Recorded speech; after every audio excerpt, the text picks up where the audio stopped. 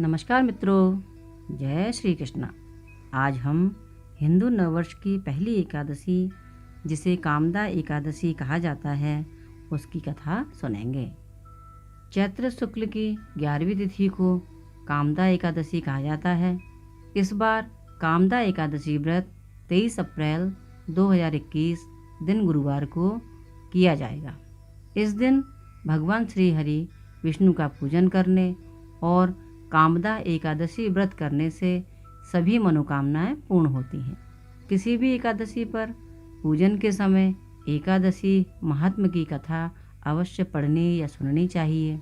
कामदा एकादशी व्रत कथा पढ़ने या सुनने से वाजपेयी यज्ञ के समान फल की प्राप्ति होती है।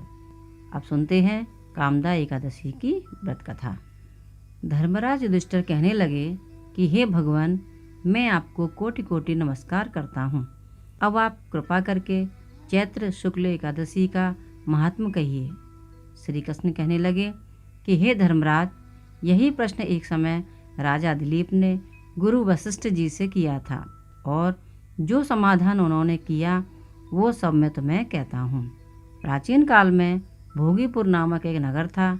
वहाँ पर अनेक ऐश्वर्यों से युक्त पुंडरीक नाम का एक राजा राज करता था। भोगीपुर नगर में अनेक अप्सरा, किन्नर तथा गंधर्व वास करते थे। उनमें से एक जगह ललिता और ललित नाम के 2 स्त्री पुरुष अत्यंत वैभवशाली घर में निवास करते थे।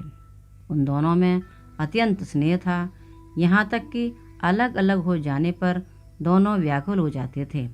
एक समय पुंडरीक की सभा में अन्य गंधर्वों सहित ललित भी गान कर रहा था। गाते गाते उसको अपनी प्रिय ललिता का ध्यान आ गया और उसका स्वर भंग होने के कारण गाने का स्वरूप बिगड़ गया। ललित के मन के भाव जानकर कारकोट नामक नाग ने पद भंग होने का कारण राजा से कह दिया। तब पुंडरीक ने क्रोधपूर्वक कहा कि तू मेरे सामने गाता हुआ अपनी स्त्री का स्मरण कर रहा है, अतः तू कच्चा मांस और मनुष्यों को खाने वाला राक्षस बनकर अपने किए कर्म का फल भोग। पुंडरीक के श्राप से ललित उसी क्षण महाकाय विशाल राक्षस हो गया। उसका मुख अत्यंत भयंकर, नेत्र सूर्य चंद्रमा की तरह प्रदीप्त तथा मुख से अग्नि निकलने लगी।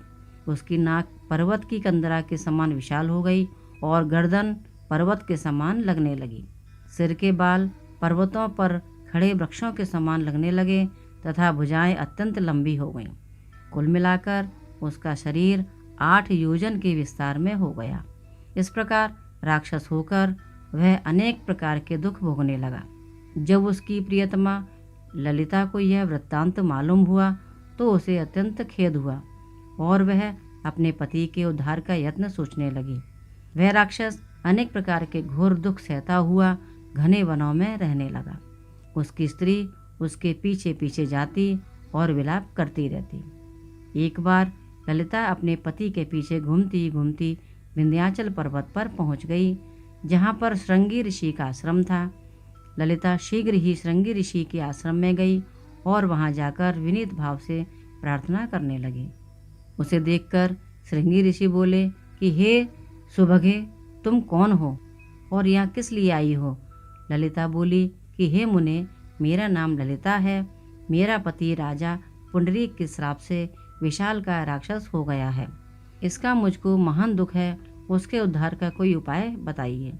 ऋषि श्रृंगी बोले, हे गंधर्व कन्या, अब चैत्र शुक्ल एकादशी आने वाली है, जिसका नाम कामदा एकादशी है। इसका व्रत करने से मनुष्य के सब कार्य सिद्ध होते हैं।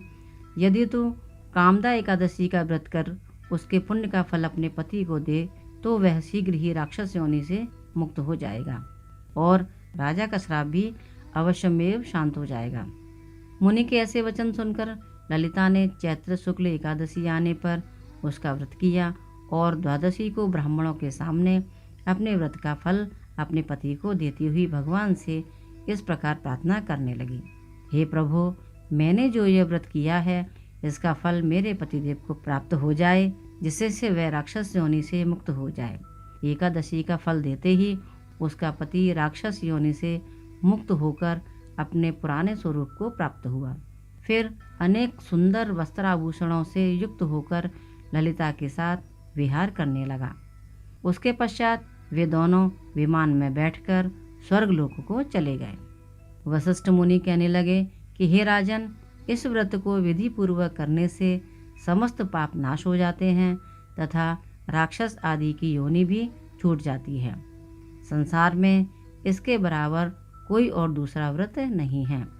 इसकी कथा पढ़ने या सुनने से वाजपेयी यज्ञ का फल प्राप्त होता है।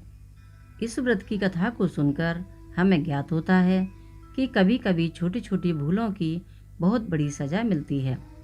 ऐसे में यदि हम साहस व धैर्य से काम लें तो उन पर विजय पाई जा सकती है।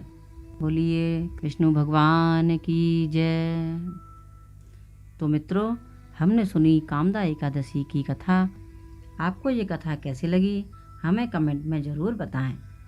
इस वीडियो को लाइक करें और दिव्य आस्था चैनल को सब्सक्राइब करें। बहुत बहुत धन्यवाद। जय श्री कृष्ण।